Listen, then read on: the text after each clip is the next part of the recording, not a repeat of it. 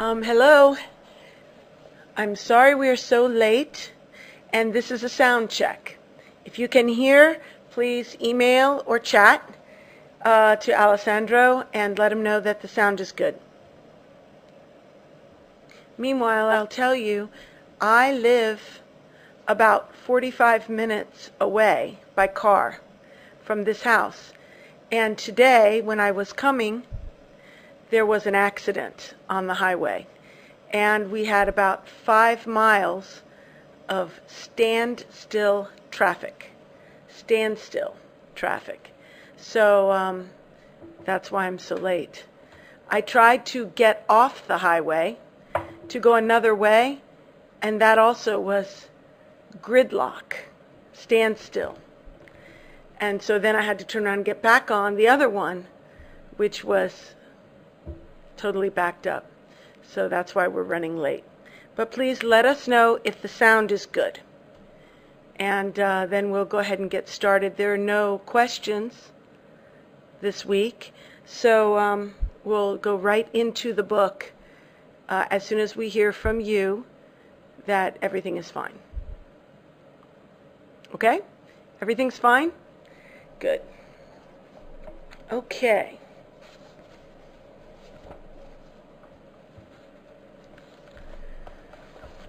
Let me see.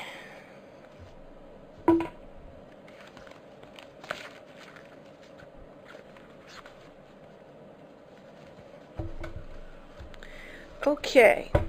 We are, let me see if we're all set up right here.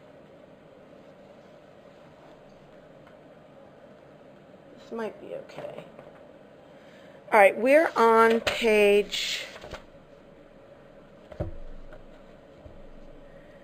beginning on page 33. We've been speaking of standards and values for the last several weeks. And the idea is that standards exist in our mind, but they are not arbitrary in the sense that they are not a function of our mind without reference to external existence. So let us read back for a little bit and get a running start on the paragraph we're going to read today. Okay. I'm going to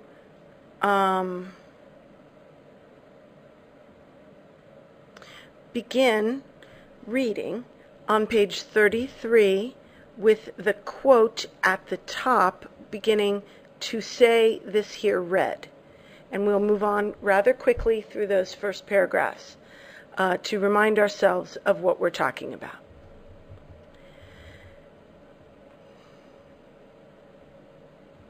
To say this here read, I must already have abstracted from my immediate relational perceptions, stood back from them and assessed them so as to be able to place a new occurrent into the class of like though differing particulars into which it fits. Only then can I tag it as read. Not that I have in my memory a series of particular color images, such as Hume suggested. What I have is the power of bringing each new particular to the bar of judgment, according to a principle, a standard, by which I can judge it. That standard is neither verbally formulable, nor present as a visual image, or a series of visual images. Hold on one second. I need to get a Kleenex again. It's after yesterday's, last week.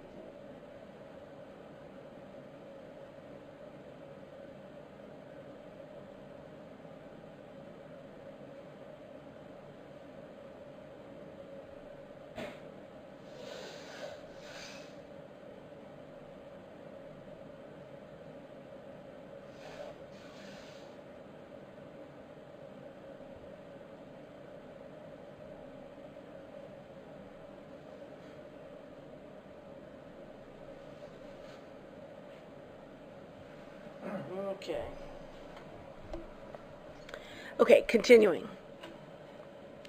One has the power of judging between this and that because, in that way which defies clear and logical statement, defies deliberate thought, unless in a creative writer's use of language, one belongs to a community.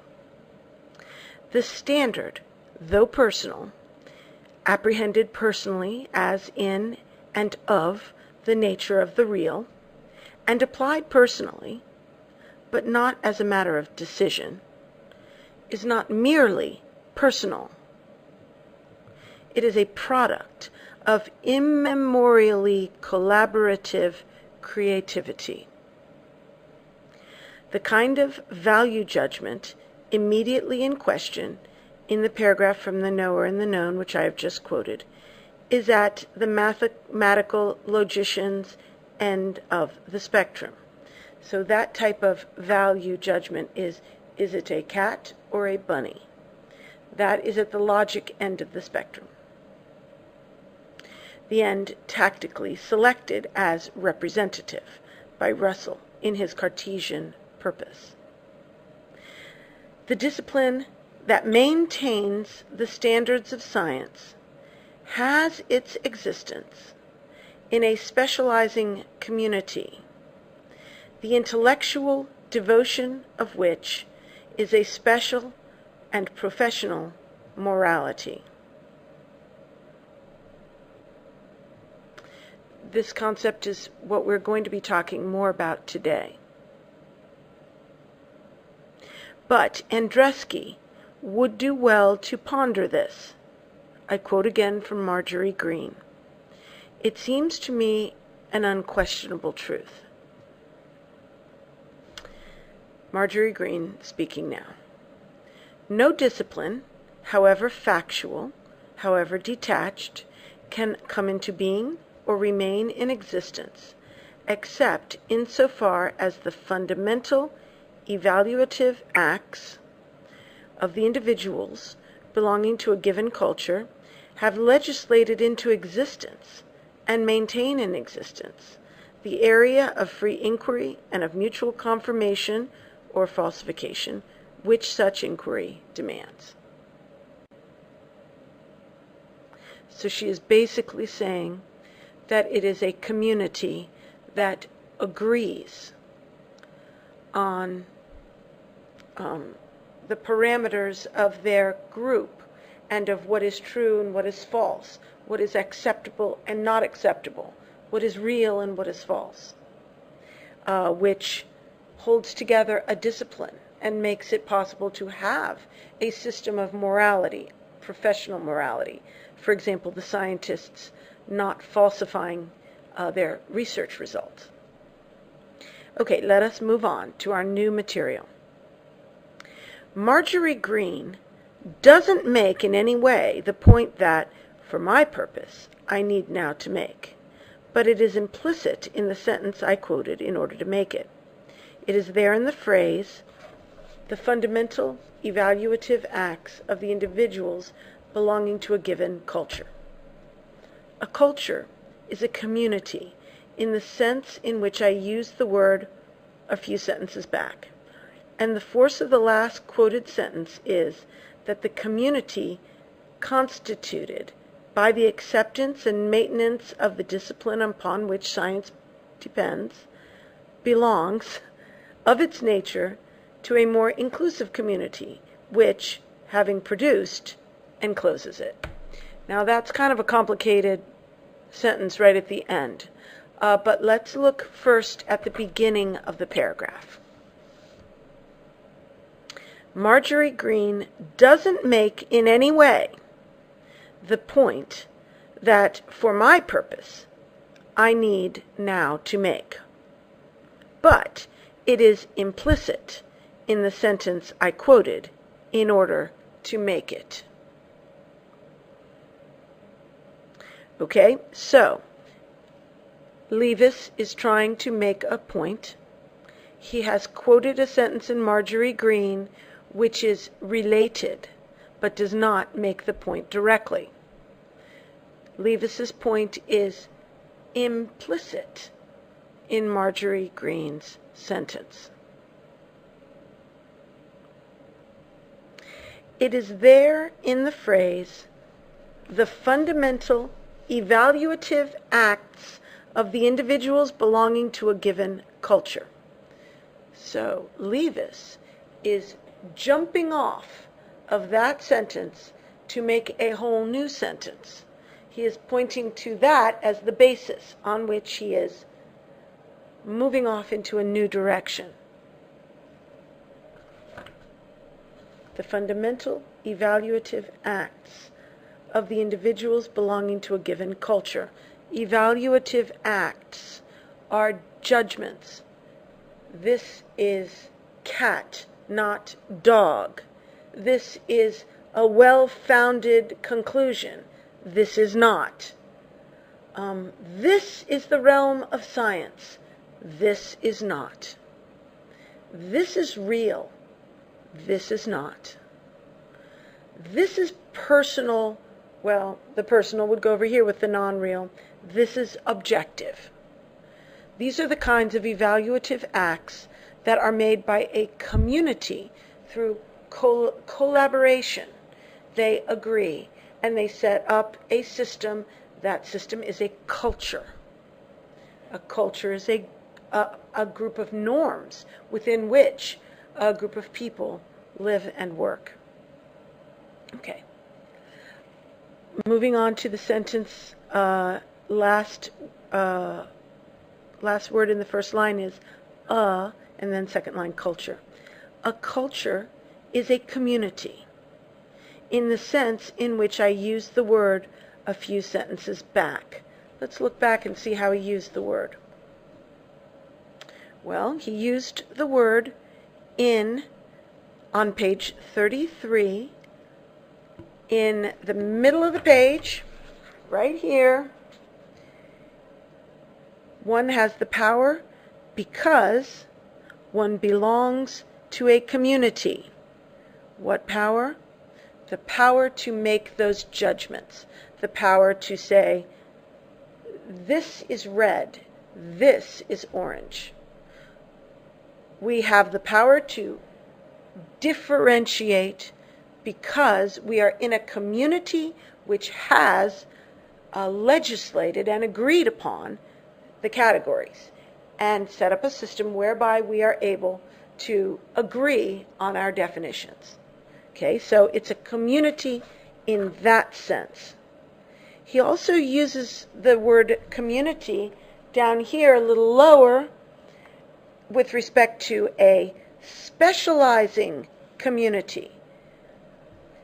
The discipline that maintains the standards of science has its existence in a specializing community, the intellectual devotion of which is a special and professional morality.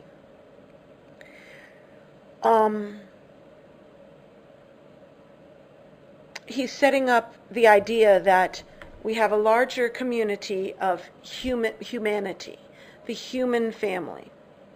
And within that, there are specialized communities, each of which has their own isolated culture. And the specialized community deals with the specialty within one field. And that specialized community creates a whole nother culture. A culture in which the worst sin is to falsify scientific research, for example. And in another specialized community, maybe the worst sin would be to spank your children for the mothers. Or maybe in another, the worst sin might be to go bankrupt and not be able to pay your bills. You know, different communities have different standards in specialized communities. Okay, so back to our primary portion of the book on page 34. He says, a culture is a community in the sense in which I used the word a few sentences back. And the force of the last quoted sentence by Marjorie Green is that the community constituted by the acceptance and maintenance of the discipline, upon which science depends, belongs, of its nature, to a more inclusive community, which, having produced, encloses it. Okay, that sentence seems a little clearer now that we've looked at the beginning of this paragraph, but let's look at this sentence, make sure we understand it. The core of the sentence.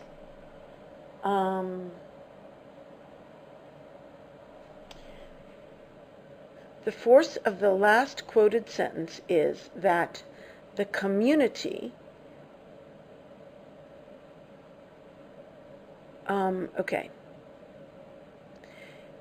All right, so the first half of the sentence, a culture is a community in the sense in which I used the word a few sentences back. We've already talked about that. Second half of the sentence, the force of the last quoted sentence is, the last quoted sentence, looking back, is, no discipline, however factual, however detached, can come into being or remain in existence except insofar as the fundamental evaluative acts of the individuals belonging to a given culture have legislated into existence and maintain in existence the area of free inquiry and mutual confirmation or falsification which such inquiry demands. So, the force of that sentence. Now remember what that sentence says. That sentence says that no discipline exists in a vacuum. It must exist because a community has legislated it into existence. Okay, that is what the sentence says.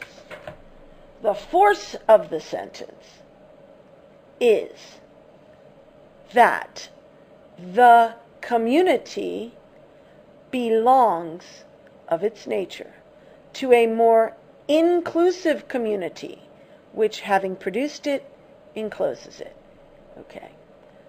The force of the last quoted sentence is that the community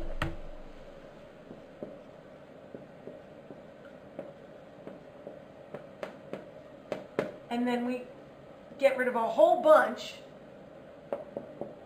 belongs to a greater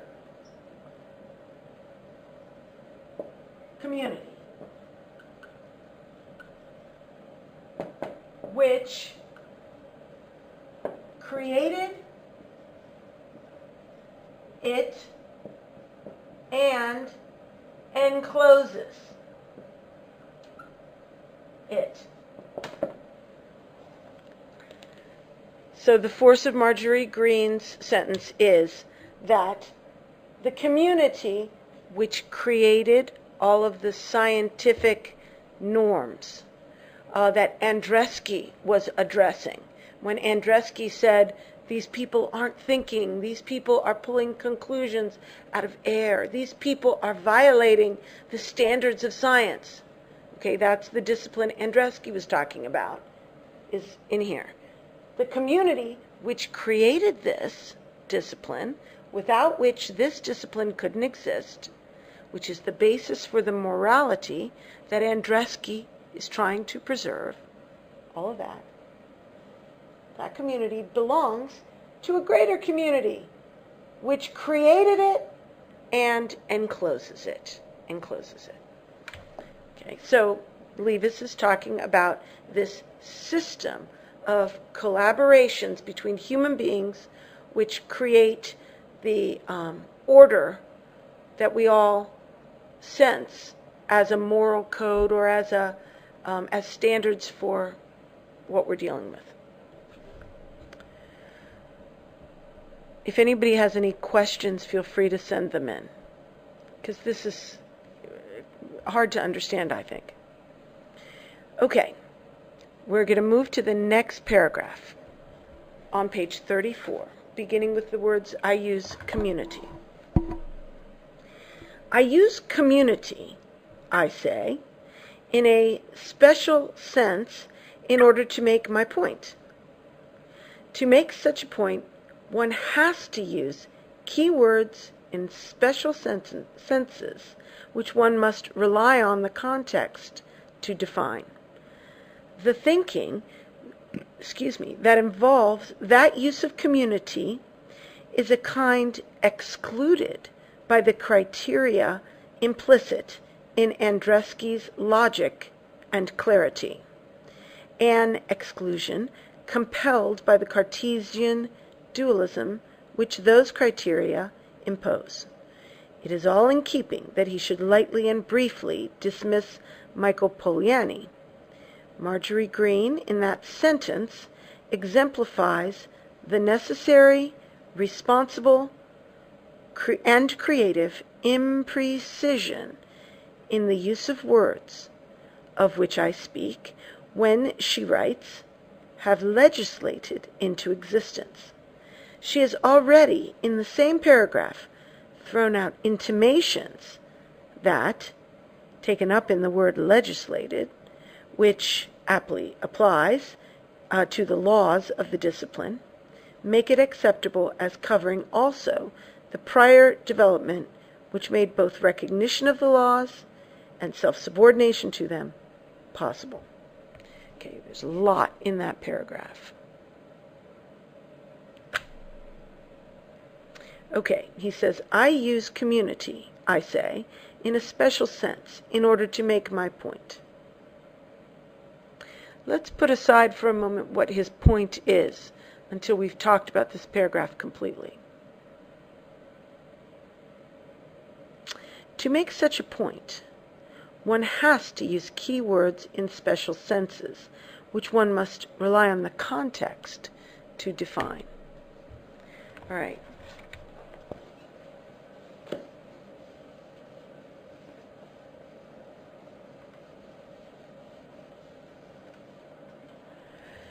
Now, please remember, first of all, Levis is trying to blast away this idea of the Cartesian duality, the idea that science is the arbiter of philosophical reality and of all reality, and that the material universe is all there is, that those things which have secondary characteristics that are not judged by science are not really significant, not really important. They sort of exist in the individual person's mind, but they don't have independent existence. Both Levis and Marjorie Green are trying to blast that idea. The scientific worldview and the Cartesian approach would want a single word to have a single meaning. They were trying to put together a language in which every word had a mathematical precision, and you could almost do communication, you could almost do it with logic and symbols, because words, concepts, had a one-to-one correspondence. There was no shades of meaning and no value judgments. That's what they wanted. That's what they valued. The highest value was objectivity as opposed to subjectivity. All of that is in a package. Levis is trying to bring us, if you consider that we have a spectrum, and over here is the mathematical logician's end,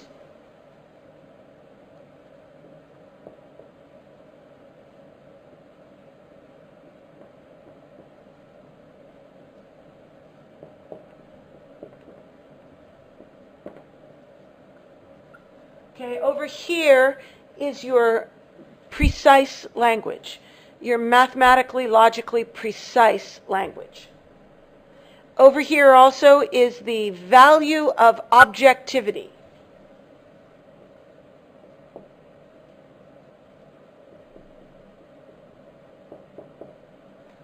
Weights and measures. The material world is all that there is. Science is over here. Over here, you have the invisible world. I'll write that.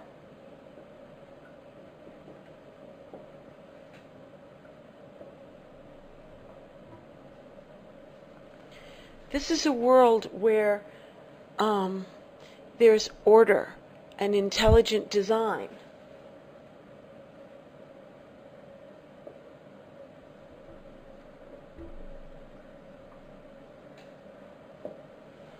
This is a world where there are fine shades of quality that can be perceived, even though it's apprehended personally and subjectively, yet it has independent existence. So you have value judgments.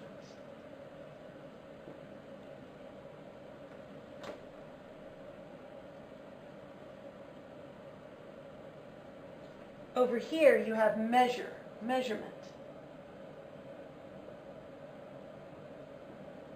I'll say weights and measures. Here you have value judgments. Over here you have isolation of individual particles of information. For example, I remember that a cat is a cat because I saw an individual cat and I memorized what it was like. And then by comparison, I remember. But it's not because it's part of a category. It's everything is an individual, discrete unit. It's all atomized. But over here, you more see connections and relationships. I'm going to write that down.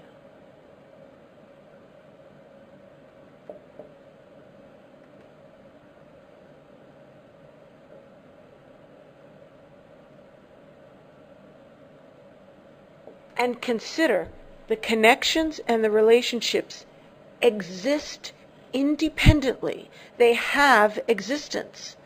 They are not illusions of our mind. We do not make sense of the world by imposing order. Order isn't on there, but imposing order.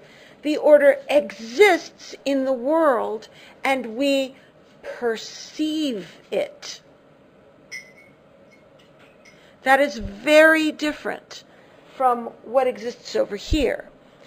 Over here, the concept is that the world is the result of random, chaotic meetings of atoms and of energy. And these things are essentially random chaos, and our mind imposes order.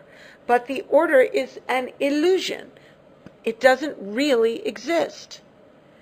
It is simply our way of making sense of chaotic input that's coming at us from all directions. Okay, that's what would be over here. Over here, there's the idea that these connections and these relationships exist, and we perceive them. And I'll throw in that language is the interface between an existing world of connected relationships and order and a human soul. I'll make this little diagram right down here. We have a world of connections.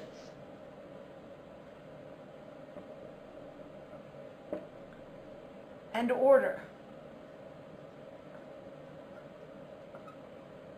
And then we have a person.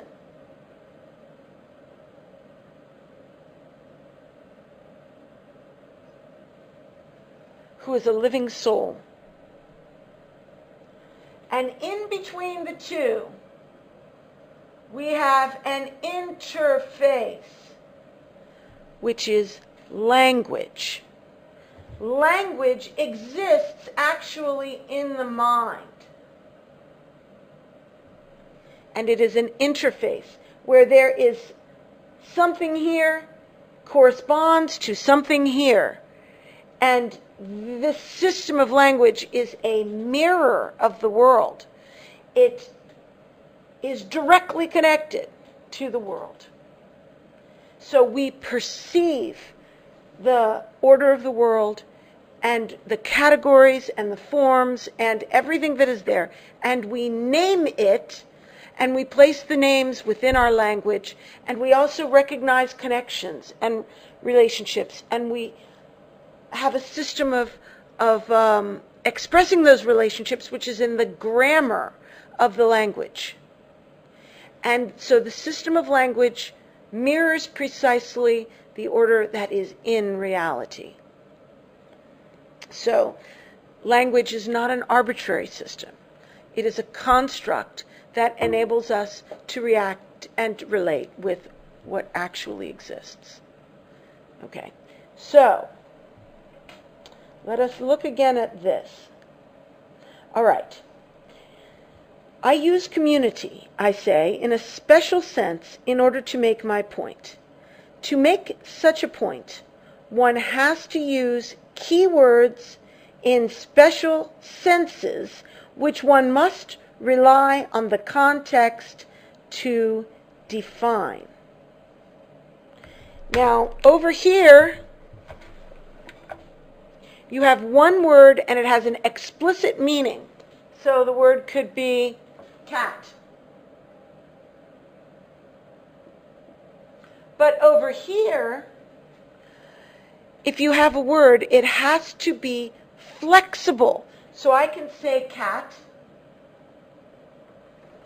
and I could mean that sharp guy on the street who looks like he really knows how to live on the streets and take care of himself. So I can say, well, that cat isn't going to have any problems on the streets of New York. And another human being will hear the word cat, and they will realize from context that I am talking about a person who has qualities which are similar to that of a cat. But in the case of this, it's even one step further in analogy, because cats don't know how to handle themselves and avoid getting mugged or victimized on the streets of New York. So even the idea that a cat, a literal cat, would be street smart and sharp and intelligent is a creative assignment that we put on to the cat. So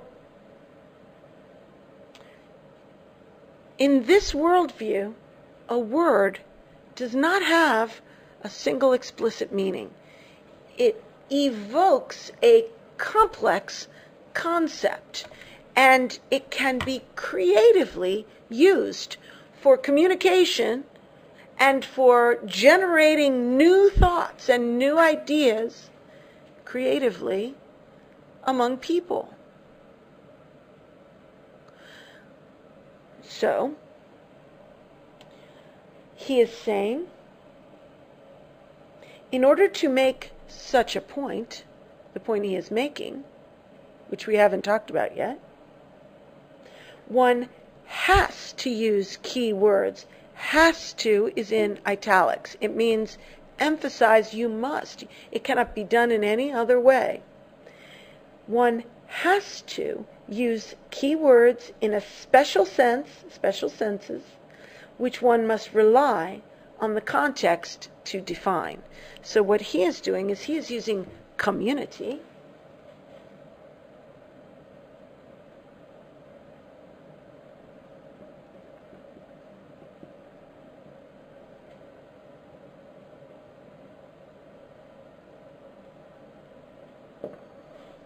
He is using the word community in a sense which has nothing to do with the dictionary explicit definition necessarily. he is, now in the dictionary, a community would be maybe a group of houses and homes that are geographically together, and the people that live in them form a community. It's really a neighborhood, okay? Explicitly. But he is using the word community to support his contention, his main idea, that a community, a group of people, collaborate to decide on what is and what is not within a restricted discipline. Now, his point is that a group of people does this. That is his point. And he is using this word, giving it a new definition in order to support that same point. So what is happening is he is giving an illustration or an example of the way language is used to facilitate creative communication, creative, collaborative thought, whereby new truth emerges in your mind. So in a sense, what Levis is doing is he is adding to the river of knowledge. He is adding to the cumulative total of knowledge by redefining community to mean the human family working together to assign categories to reality. He is actually supporting his contention that that is how it is. So he's using language creatively. And he says one has to do this in order to make the point he's trying to make. And when you think, rely on context to define words, in a sense that's kind of ridiculous, because by means of words, over on this side, it is the words which make the meaning. But on this side, the meaning is in the ethos and in our minds and in our language, and all we have to do is evoke it using the ingredients of our words rather loosely.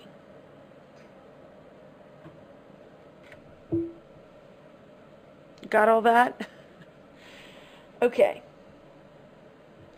I use community, I say, in a special sense in order to make my point. To make such a point, one has to use key words in special senses, which one must rely on the context to define.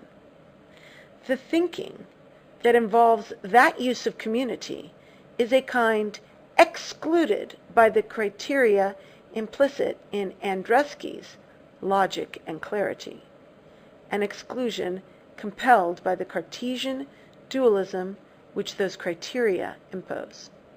So, the thinking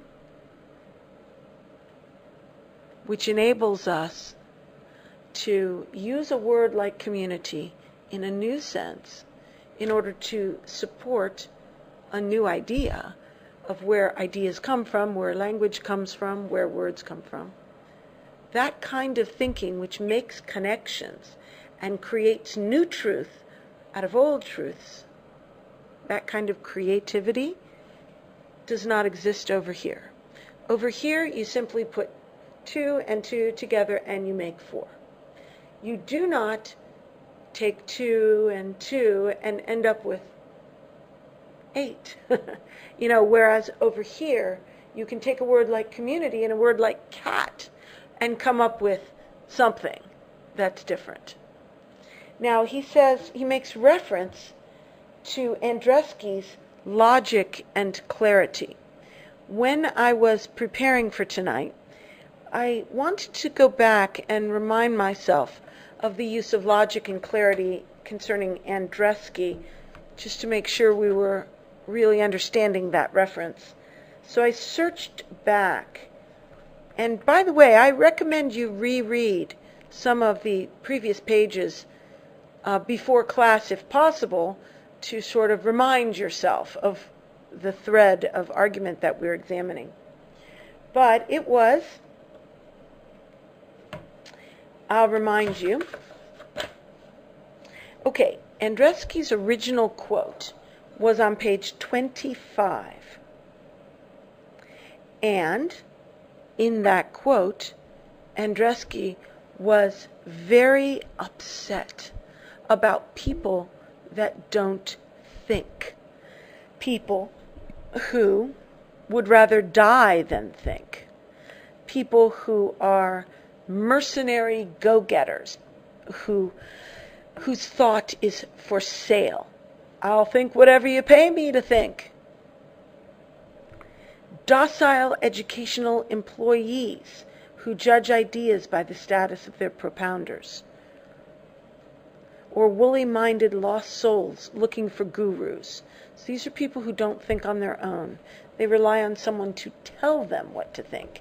That's the kind of population we're moving toward with the idea that science tells you what to believe and what your senses tell you isn't true. Okay.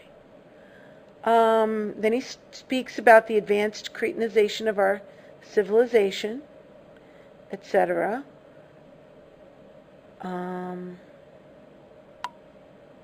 And then he talks about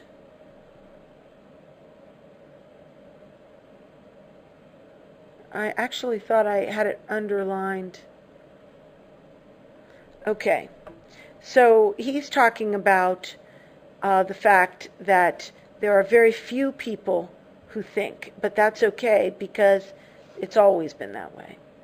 And then on the next page, page 26, Levis says, and I'm in the middle of the first full paragraph, he says, not only is Andreski's conception of thought too restrictive, the assumptions implicit in his reference to the reason why human understanding has been able to advance in the past and may do so in the future are unrealistic and too easy. The clear thinking that Andreski has in mind when he adduces the minority who like to use their brains is indeed a matter of importance, but it doesn't embrace the whole of thought, the whole humanly essential nature of thought. Okay, so now, several pages later, we are talking about the humanly essential nature of thought, the way it makes connections and creates new ideas and thinks outside the box. Okay? What it rules out, I'm back to page 26, is indispensable. And it rules, Andreski's restrictions rule out the creativity. I'm going to move down to the last paragraph about the 1, 2, 3, 4, 5, 6, 7th line from the bottom, where it says, the ideal of disinterested, clear thinking may remain potent in some fields, where, as in that which Andreski describes as his own, the rigors of exact science, being impossible, don't apply. Yet we can't help asking in what way true insights can be cumulative unless in a general recognition within a professional community that the truths in question have been definitively established and can be safely built upon. Their retaining their value depends on the continuing fact of such recognition. Or does it? Value is an important word, therefore insidiously difficult for thought. It has a close association with the word standard. Itself very tricky, especially in relation to the assumptions going with a self-commitment to logic, clear thinking, and disinterestedness. Okay, what it's moving toward is the idea that logic, clear thinking, and disinterestedness are all functions of objectivity. And that's where Andreski was inconsistent, because he didn't see that he himself was holding values and standards when he was disavowing their value by his basic philosophy. So his idea of logic and clear thinking was really down at this end and wasn't really deep. So this is where we are now, and Andreski has essentially been left behind. So back to page 34. Okay, I'm starting at the sentence, the thinking that involves. Okay. The thinking that involves the use of the word community is a kind of thinking excluded by the criteria implicit in Andreski's logic and clarity, an exclusion compelled by the Cartesian dualism which those criteria impose. So the criteria for Andreski's logic is to be dispassionate and objective, and this is all part of the Cartesian dualism, which forbids the type of thinking and disallows, makes it seem like it doesn't exist. The kind of thinking which is essential for understanding this concept. All right, moving on. It is all in keeping that he should lightly and briefly dismiss Michael Poliani. It is all in keeping means consistent. All these things are consistent with one another, that he should lightly dismiss Poliani. That means he doesn't even deal with the philosophy seriously. Briefly dismiss. Brief means short. It means he hasn't even looked at it or given it any time. He just dismisses Poliani. Okay. Marjorie Green, in that sentence, which we are talking about, exemplifies the necessary, responsible, and creative imprecision in the use of words of which I speak when she writes, have legislated into existence. Okay. Look again at the sentence. Okay. Looking again at the sentence of Marjorie Green, she's saying no discipline, however factual, can exist unless it's been legislated into existence by a community. She's using the word legislated, in a new way. Just like Levis is using community, she is using legislated. Now, literally, over here, legislated means to impose by law. In our country, involves the use of Congress to pass a law which will then impose something. That's what the word means. In Marjorie Green's sentence, she is making a point very similar to Levis's point. Levis's point is that the community, by collaborative agreement, brings into existence the understanding of categories and relationships, which, once the system is in place, all people can navigate. The community does that. And he's using community in a special sense. Marjorie Green is using community in a similar sense, but she says that the community legislates the parameters of a given discipline. And yet, in a literal sense, the community doesn't exist. I mean, there is no association with a list of names of people who are part of the community that decided that the bounds of science are the natural world. and that the supernatural or the invisible is outside of the bounds. There's no association of scientific experts. The community doesn't actually exist materially. However, they're asserting that it exists in an invisible sense. And in the same way, this supposedly non-existent community has, in some supposedly non-existent way, imposed an order onto the discipline. So, again, Marjorie Green, in that sentence, exemplifies the necessary, responsible, and creative imprecision. That's this. That's using a word in a new way so that creatively you and your hearer can come up with an idea that is new, that doesn't exist in the books already. Okay? She is an example, a second example, because the first example was Levis himself using the word community in that way. Marjorie Green is a second example of the creative imprecision. Creative imprecision.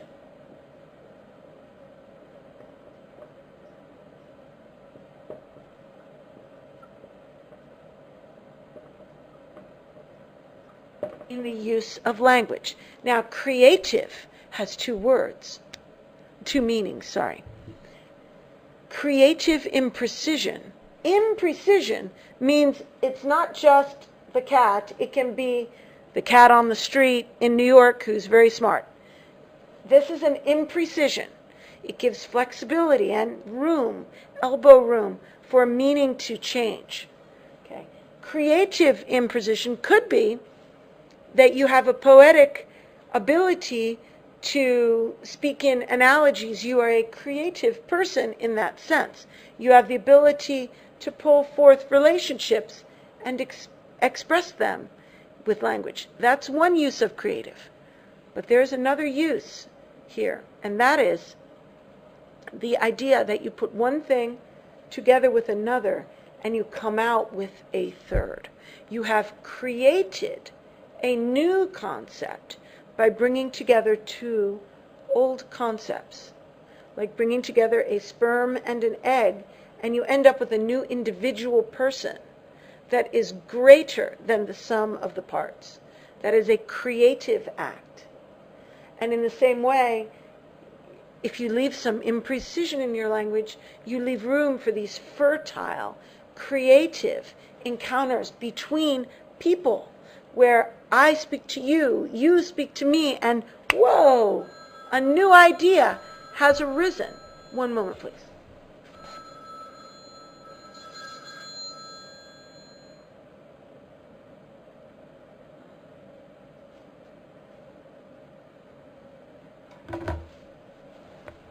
So, creative has two meanings.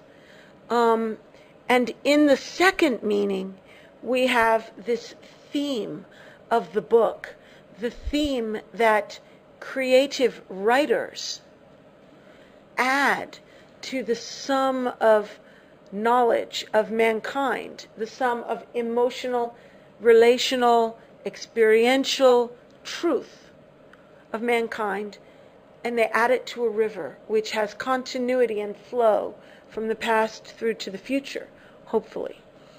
So this whole use of language is part of the creative process by which ideas are generated.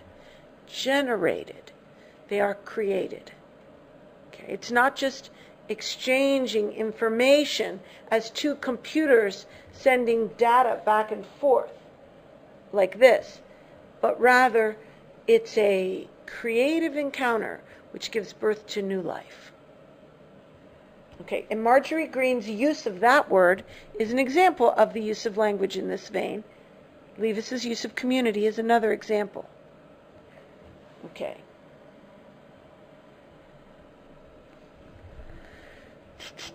Okay, so Marjorie Green in that sentence exemplifies the necessary, responsible and creative imprecision. Necessary, responsible, and creative. In other words, Levis has no desire for a language that is precise. It is not something that he wishes we could get, but unfortunately we can't. He says, no, what we want is a creative language that can be used responsibly. It is necessary that we have that elbow room. So it's a necessary, responsible, and creative imprecision in the use of language, in the use of words, of which I speak when she writes.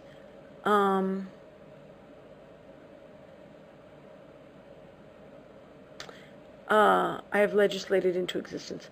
I want to make sure you understand the structure of this sentence. The core of it is Marjorie Green exemplifies this when she writes. When he says, of which I speak, the responsible use of words, of which I speak. The of which I speak, he's speaking of a process of using words for creative purposes.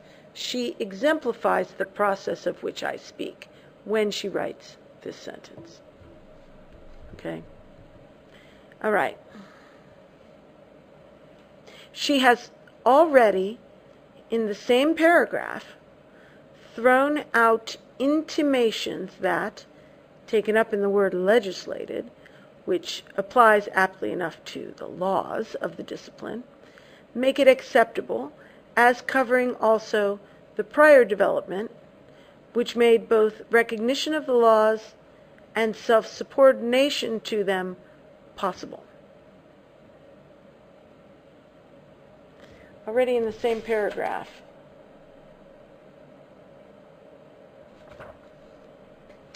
Okay.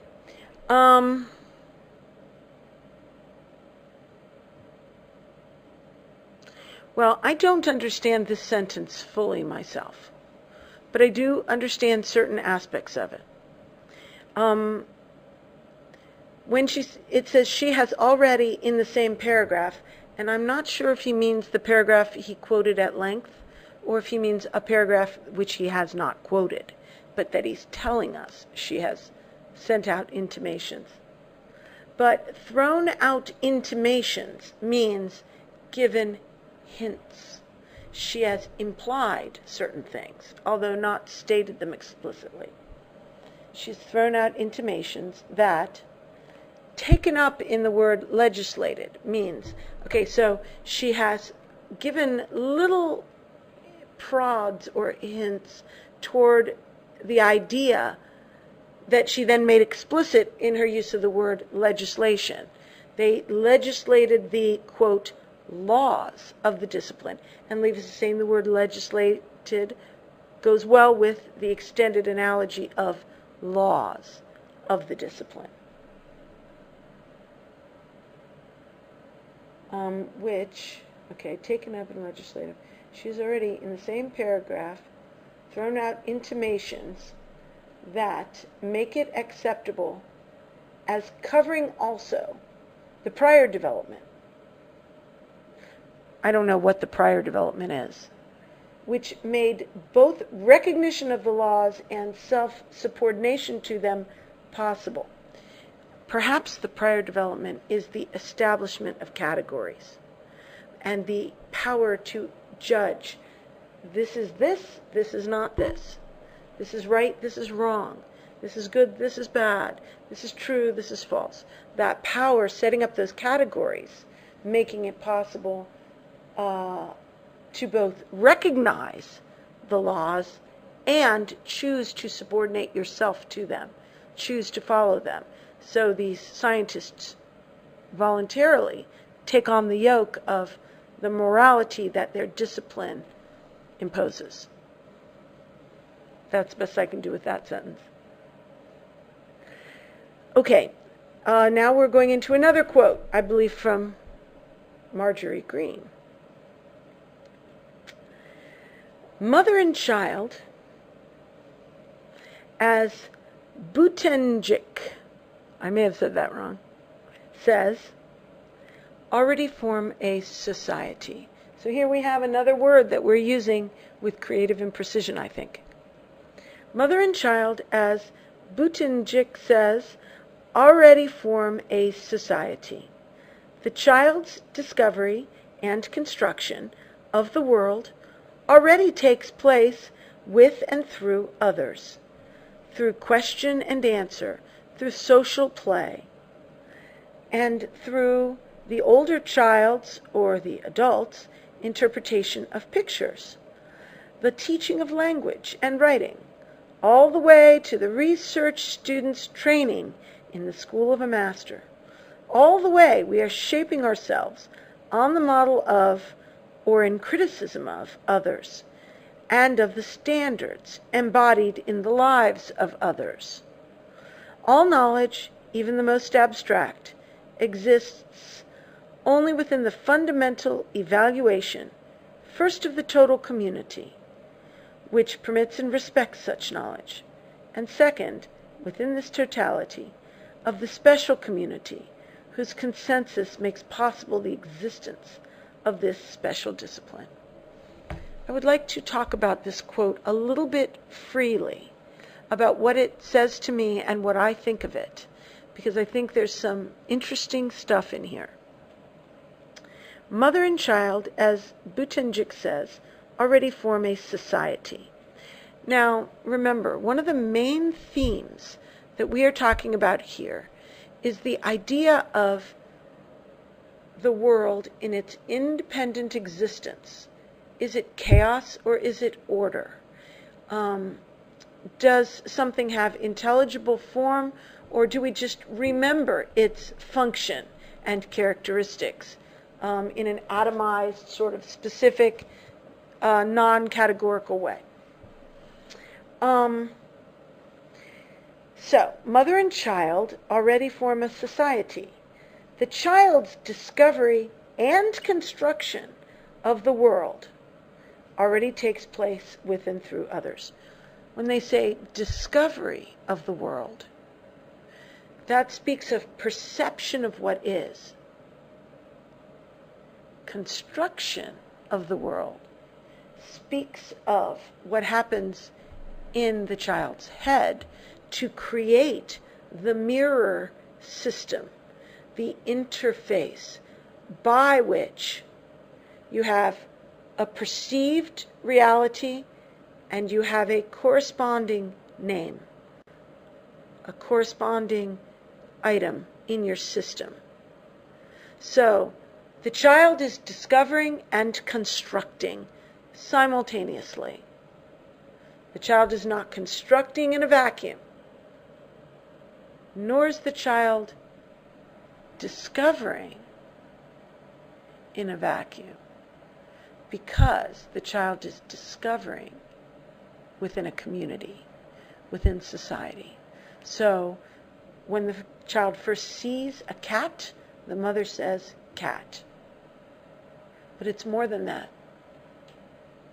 I have children, and I remember whenever a small baby, the type of baby that will sit on your lap under the age of 1 or 2, even up maybe to 3, when something scary happens, like a loud noise, or in comes a cat or a dog, or thunder and lightning, something happens that is unexpected and new.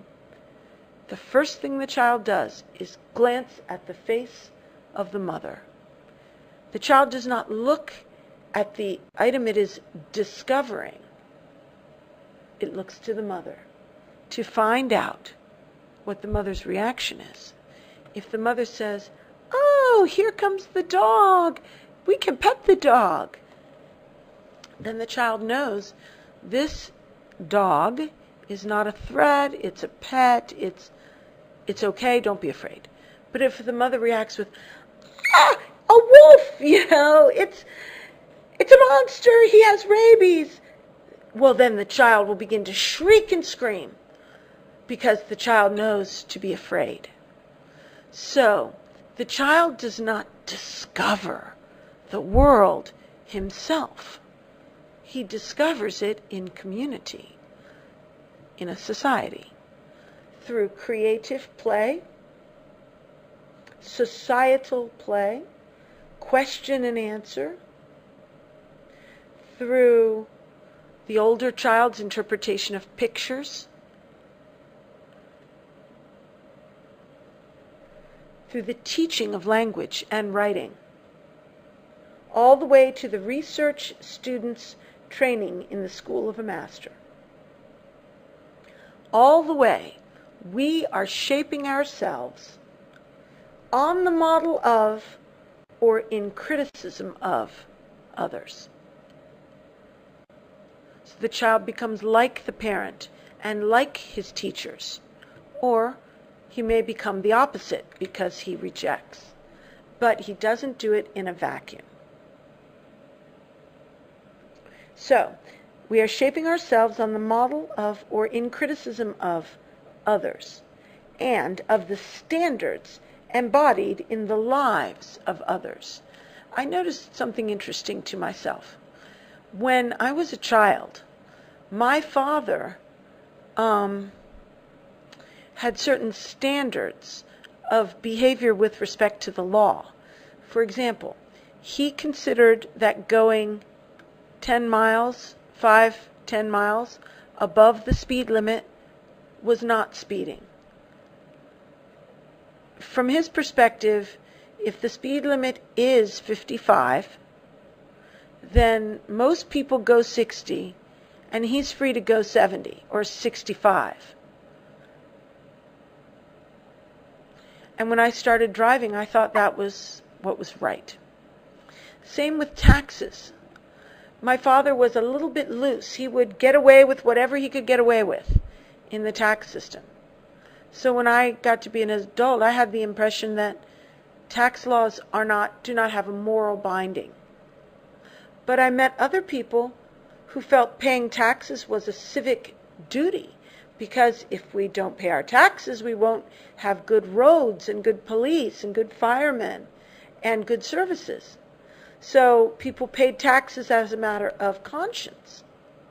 But I didn't have that because my father didn't. So I think what I'm trying to say is that to a certain extent, our morality is constructed by the community. And if the community affirms a certain behavior, then the individual will feel that it is right. That's just how we work. And from that perspective, it's possible for these people to say there is no absolute morality, that it is merely subjective, only subjective. However, I don't believe that's true. But somehow part of this system of constructing a language and a mental construct of reality, it incorporates the input of the people around us. And also, if you are in a circle of friends that does things a certain way, you are much more likely to feel that that is the appropriate way, even if you were raised a different way.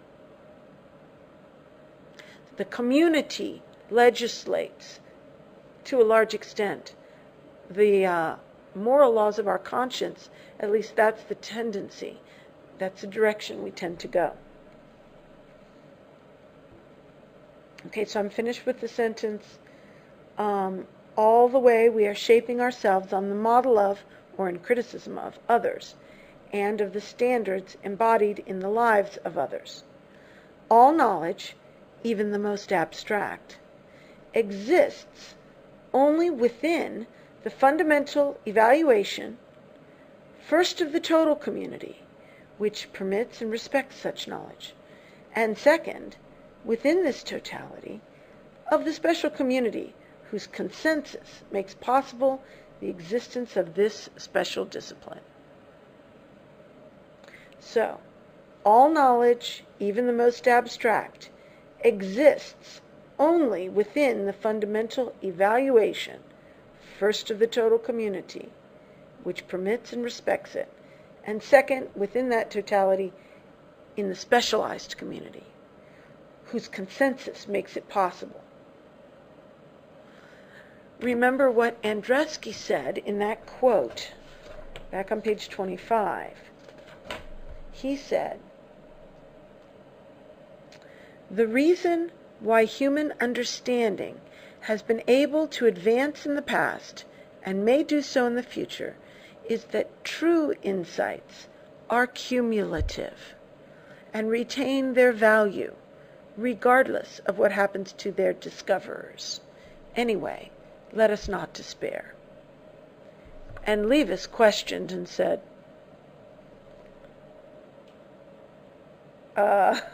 he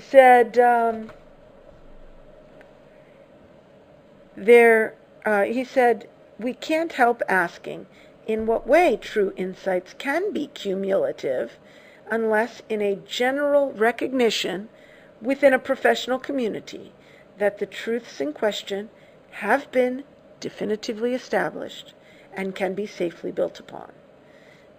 Their retaining their value, in other words, the insights retaining their truth value, their retaining their value depends on the continuing fact of such recognition. Or does it? Value, actually, is a very important word, and therefore, in the nature of the case, insidiously difficult for thought."